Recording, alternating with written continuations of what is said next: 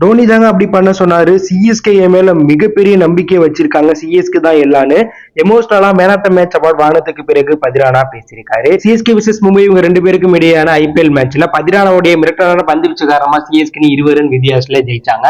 இந்த மேட்ச்ல பதிரானா அவர் கொடுக்கப்பட்ட முதல் ஓவர்லயே இஷான் கிஷன், சூரியகுமார் யாதவ்னு அடுத்தடுத்து விக்கெட் எடுத்து சிஎஸ்கே கேம்குள்ள வந்தாங்க. கடைசி 2 ஓவரையும் சூப்பரா போட்டு சிஎஸ்கே வெற்றி பெற முக்கிய காரணமா அமைஞ்சாரு. பதிரானா 4 ஓவர் வீசி 4 விக்கெட் எடுத்து 28 ரன்களை விட்டு கொடுத்து பெரிய சம்பவம் பண்ணாரு. இதனால அவருக்கு தான் man of the match award கொடுத்தாங்க.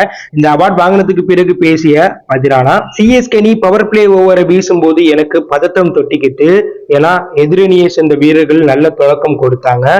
பதட்டமா இருக்கும்போது தலை எம் தோனி தான் என்கிட்ட வந்து இதை பத்தி கவலைப்படாத, உன்னுடைய பலத்துல பந்து வீசி ரன் போனாலும் பரவாயில்லை, உன்னுடைய பலம் எதுவோ அதை மட்டும் இங்கே காட்டு, வேற எதுவும் பண்ணிடாதா அப்படிங்கிற மாதிரி என்கிட்ட வந்து சொன்னாரு. தொடர்ந்து என்கிட்ட டோனி பேசிட்டே இருந்தாரு.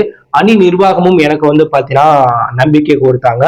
அதனாலதான் இந்த மேட்ச்ல நான் சிறந்த முறையில பந்து வீசியிருக்கேன். காயத்தில் இருந்து மீண்டு வந்து சிறப்பா பந்து வீச முக்கிய காரணம் சிஎஸ்கே நிர்வாகம் தான். கடந்த 2 வாரத்துக்கு முன்பு என் காலில் கொஞ்சம் தசைப்பிடிப்பு இருந்தது. ஆனா சிஎஸ்கே நிர்வாகம், பயிற்சியாளர்கள் அனைவரும் என் மேல மிகப்பெரிய நம்பிக்கை வச்சாங்க. அதுலயும் நான் இன்ஜுரியில இருந்து குணமாகி வந்த உடனேயே சிறப்பா பந்து வீசுவேன்னு நினைச்சு பார்க்கல. ஆனா சிஎஸ்கே என் மேல வச்ச நம்பிக்கை தான் இந்த அதிரடி ஆட்டத்துக்கு முக்கிய காரணம். எம்எஸ் தோனி, சிஎஸ்கே நிர்வாகம் என் மேல மிகப்பெரிய நம்பிக்கை வச்சிருக்காங்க. எனக்கு மிகப்பெரிய பொறுப்பு கொடுத்திருக்காங்க.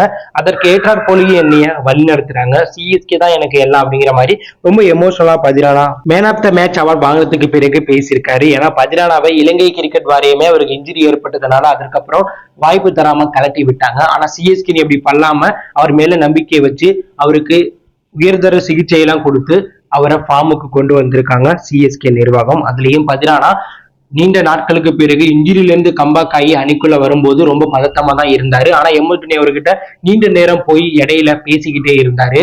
சோ அதற்கு கிடைச்ச பலனாதான் பதிரானா இந்த மேட்ச்ல வேற லெவல்ல பந்து வீசியிருக்காரு. பதிரானாவை எம்எஸ் தோனி, ருத்ராஜ் கேட்டவலுக்கு அடுத்தபடியா சிஎஸ்கே நிர்வாகம் பாத்துக்கிறாங்க. அந்த அளவுக்கு ஒரு முக்கியமான வீரரா பதிரானா தற்போது சிஎஸ்கே அணியில உருமாறி இருக்கார். சோ பதிரானாவுடைய இந்த மிரட்டலான ஸ்பெல் மும்பைக்கு எதிராக போட்டதை பத்தி நீங்க என்ன நினைக்கிறீங்க?